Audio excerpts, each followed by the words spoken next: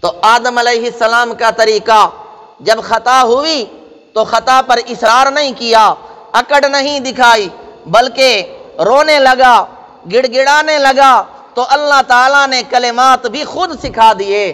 اور شیطان کا طریقہ کار کیا تھا کہ جب اللہ تعالیٰ نے اس کو فرمایا فَخْرُجْ مِنْهَا فَإِنَّكَ رَجِيمٌ، تو شیطان بحث مباحثہ کرنے لگا۔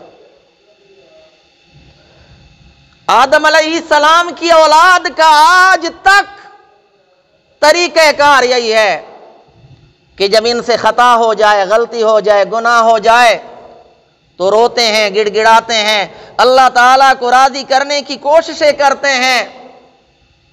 اور شیطانی ذریت کا طریقہ کار آج تک یہی ہے کہ اگر ان کو سمجھایا جائے تو یہ اکڑ دکھاتے ہیں، ضد کرتے ہیں، اپنی غلطی پر اصرار کرتے ہیں۔